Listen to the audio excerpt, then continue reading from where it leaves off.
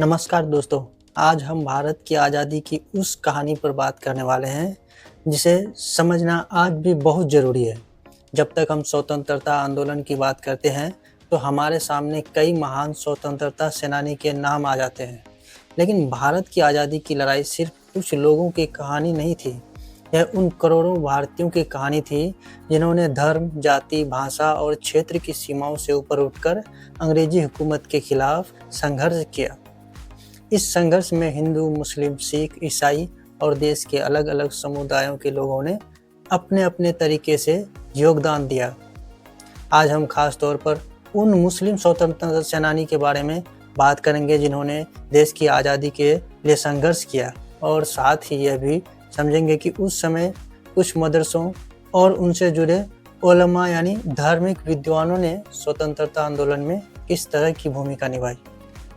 सबसे पहले हमें 1857 के विद्रोह को याद करना चाहिए। 1857 का संघर्ष अंग्रेजी शासन के खिलाफ भारत के बड़े विद्रोह में से एक था। इस संघर्ष में सैनिक, राजाओं, किसानों और आम लोगों के साथ अलग-अलग समुदायों के लोग शामिल हुए। उस समय बहादुर शाह जफर का नाम भी सामने आता है। वे मुगल साम्राज्य के अंतिम बादशाह थे। हालांकि उस समय उसके पास पहले जैसा राजनीतिक शक्ति नहीं थी, लेकिन 1857 के विद्रोह में विद्रोहियों ने उन्हें प्रतीकात्मक रूप से अपना नेता माना। यह घटना बताती है कि अंग्रेजों के खिलाफ संघर्ष में अलग-अलग पृष्ठभूमि के लोग एक साथ आने की कोशिश कर रहे थे। 1857 के बाद अंग्रेजों ने भारत पर अपना नियंत्रण और मजबूत कर लिया, लेकिन भारतीयों के अंदर आज़ादी की भावना खत्म नहीं हुई। धीरे धीरे देश में राजनीतिक जागरूकता बढ़ने लगी। अलग अलग जगहों पर अंग्रेजी शासन के खिलाफ आवाज़ें उठने लगी। इसी दौर में कई मुस्लिम विद्वान, पत्रकार, सामाजिक कार्यकर्ता और राजनीतिक नेताओं भी सामने आए। किसी ने अखबार के माध्यम से लोगों को जागरूक किया, किसी ने शिक्षा के माध्यम से समाज को मजबूत किया, और किसी ने सीधे स्वतंत्रता आंदोलन में भाग लिया। इन महान लोगों में एक बहुत बड़ा नाम मौलाना अबुल कलाम आज़ाद का है। मौलाना अबुल कलाम आज़ाद सिर्फ एक धार्मिक विद्वान नहीं थे, बल्कि वे पत्रकार, विचारक और स्वतंत्रता सेनानी भी थे। उन्होंने अंग्रेजी शासन की नीतियों का विरोध किया और लोगों में राष्ट्रीय भावना पैदा करने के लिए उन्होंने अल हिलाल नाम का अखबार शुरू किया।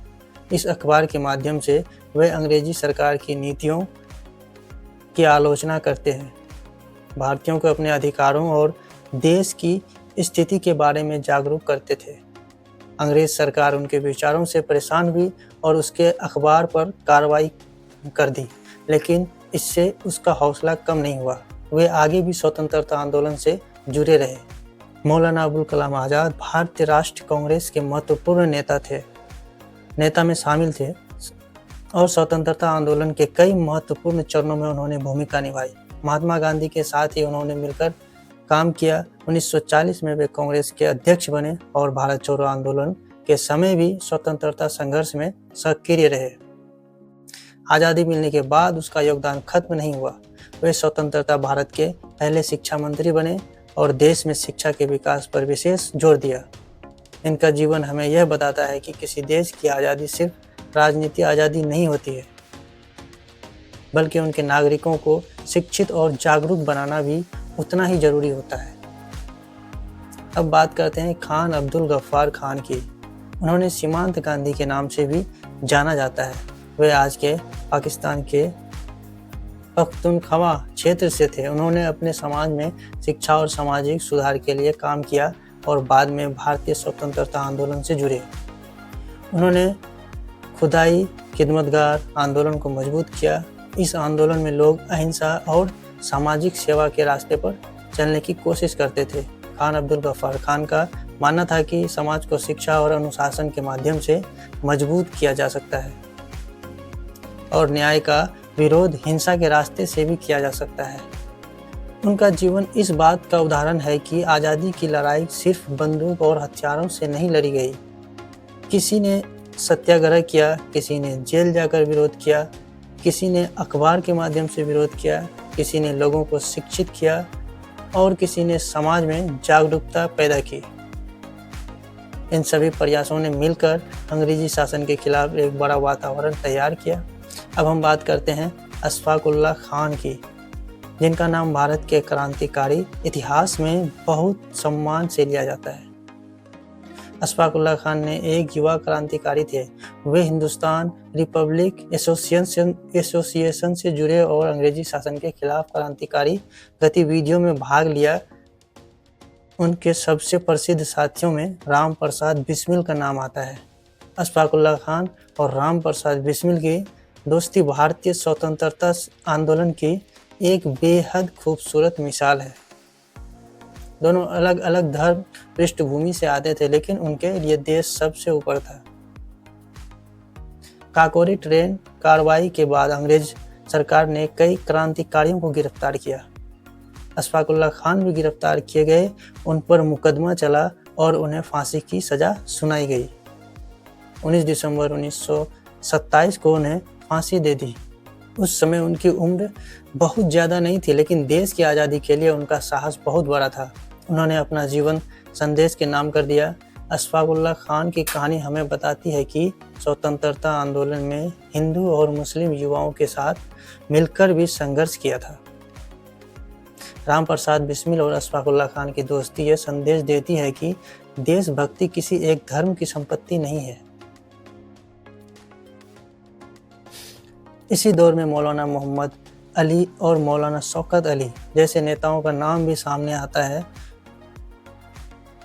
दोनों भाई भारतीय राजनीति और स्वतंत्रता आंदोलन में सक्रिय रहे। वे खिलाफत आंदोलन के प्रमुख नेताओं में शामिल थे। उस समय खिलाफत आंदोलन और भारतीय राष्ट्रीय आंदोलन के बीच सहयोग भी देखने को मिला। महात्मा गांधी ने भी उस दौर में खिलाफत नेताओं के साथ मिलकर अंग्रेजी शासन के खिलाफ सहयोग आंदोलन को मजबूत करने की कोशिश की। बड़ी संख्या में लोगों ने विदेशी वस्तुओं का बहिष्कार किया, सरकारी संस्थाओं से दूरी बनाने की कोशिश की और अंग्रेजी शासन के खिलाफ आंदोलन में हिस्सा लिया। यहाँ एक बात समझना बहुत जरूरी है कि भारत का स्वतंत्रता आंदोलन एक ही तरह का आंदोलन नहीं है। इसमें कई अलग अलग विचार और तरीके शामिल थे। कहीं किसान आंदोलन कर रहे थे, कहीं मजदूर अपने अधिकारों के लिए संघर्ष कर रहे थे, कहीं क्रांतिकारी संगठन सक्रिय थे, कहीं गांधी जी के नेतृत्व में सत्याग्रह और सहयोग चल रहा था, और वहीं पत्रकारिता तथा शिक्षा के माध्यम से लोगों को जागरूक किया जा रहा था। मुस्लिम समाज के भीतर भी अलग अलग राजनीतिक विचार मौजूद थे। इसलिए यह कहना सही नहीं होगा कि उस समय पूरा मुस्लिम समाज या पूरा हिंदू समाज किसी एक राजनीतिक विचार के साथ। वास्तविक इतिहास इससे कहीं ज़्यादा विविध और जटिल था। अब आते हैं हमारे विषय के दूसरे महत्वपूर्ण हिस्से पर, यानी मदरसों और उनसे जुड़े उलेमा की भूमिका। जब हम मदरसों की बात करते हैं, सबसे पहले यह समझना जरूरी है कि सभी मदरसों एक जैसे नहीं थे और सभी मदरसों ने स्वतंत्रता आंदोलन में एक जैसा भूमिका नहीं निभाई। भारत में मदरसों का मुख्य उद्देश्य पारंपरिक रूप से इस्लामी शिक्षा देना रहा है, लेकिन इतिहास में कुछ प्रमुख मदरसों और उनसे जुड़े धार्मिक विद्वानों ने अंग्रेजी शासन के खिलाफ राजनीतिक और सामाजिक गतिविधियों में भी भाग लिया। इस संदर्भ में दारुल देवबंद का नाम अक्सर लिया जाता है। इसकी स्थापना 1866 में हुई और यह एक प्रमुख इस्लामी शिक्षण संस्था बना। इससे जुड़ी कई विद्वान ने अंग्रेजी शासन के विरोध में भूमिका निभाई।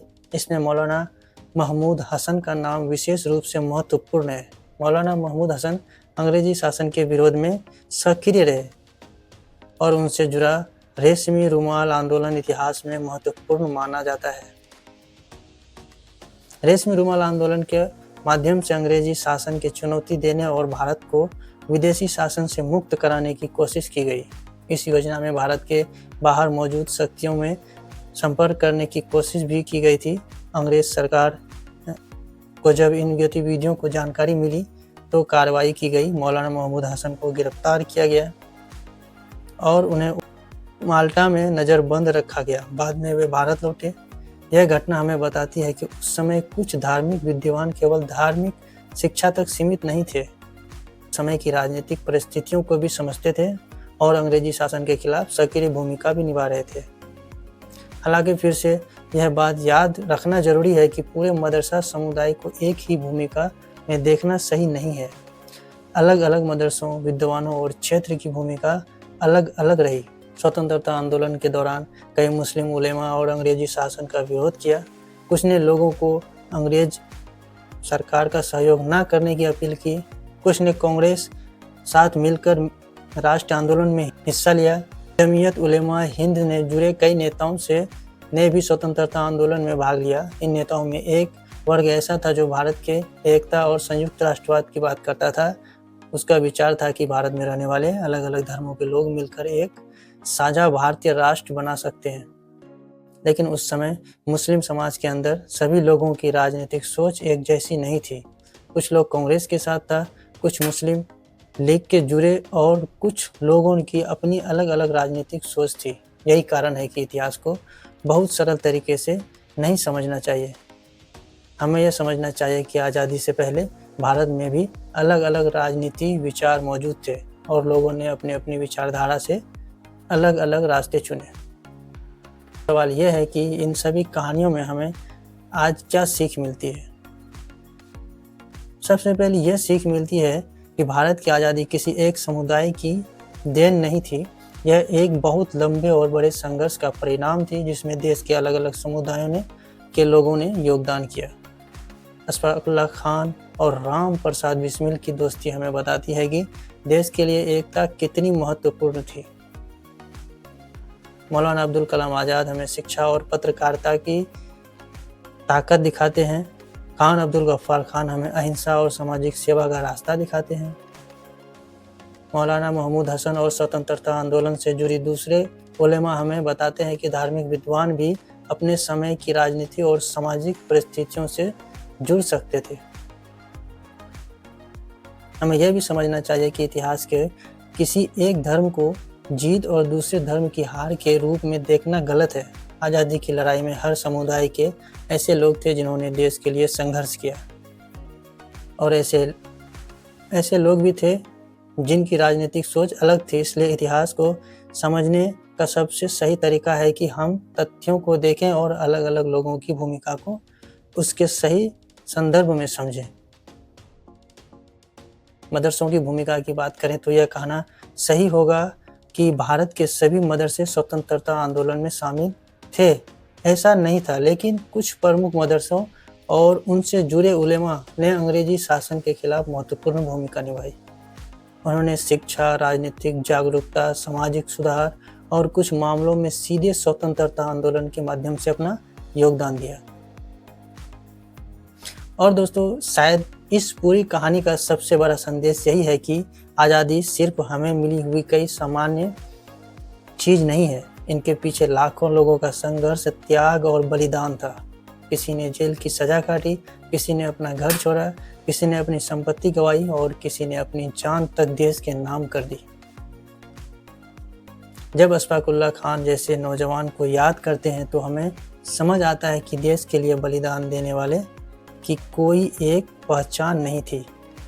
जब हम मौलाना आज़ाद को याद करते हैं तो हमें शिक्षा और ज्ञान की ताकत समझ आती है। जब हम खान अब्दुल गफ्फार खान को याद करते हैं तो हमें हिंसा और सामाजिक सेवा की ताकत दिखाई देती है। और जब हम स्वतंत्रता आंदोलन से जुड़े उलेमा और मदरसों के इतिहास को देखते हैं तो हमें पता चलता है कि भारत की आज़ादी की कहानी कई अलग अलग धाराओं से मिलकर बनी थी। इसलिए हमें अपने इतिहास को पढ़ना चाहिए, समझना चाहिए और उससे सीख लेनी चाहिए। हमें इतिहास को लेकर नफरत नहीं बल्कि समझ और ज्ञान पैदा करना चाहिए, क्योंकि जिस देश के लोग अपने इतिहास को सही तरीके से समझते हैं वे अपने भविष्य को भी बेहतर तरीके से बना सकते हैं। भारत की आज़ादी हमें यही संदेश देती है कि हमारी विविधता हमारी कमजोरी नहीं बल्कि हमारी ताकत, और अलग अलग धर्म, भाषाओं और संस्कृतियों के बावजूद अगर लोग किसी बड़े उद्देश्य के लिए एक साथ खड़े हैं तो वह बड़ी से बड़ी ताकत को चुनौती दे सकता है। तो दोस्तों, अगर आपको यह वीडियो पसंद आया हो तो वीडियो को लाइक ज़रूर करना, अपने दोस्तों और परिवार के साथ शेयर और कमेंट में करके बताइए कि आपको आज़ादी की लड़ाई की जो ये स्वतंत्रता की सेनानी की पूरी कहानी अगली वीडियो में सुननी है। ऐसी ही इतिहास और जानकारी से जुड़ी वीडियो के लिए हमारे चैनल को सब्सक्राइब करना ना भूलें। मिलते हैं फिर किसी अच्छे टॉपिक के साथ, जब तक के लिए जय हिंद।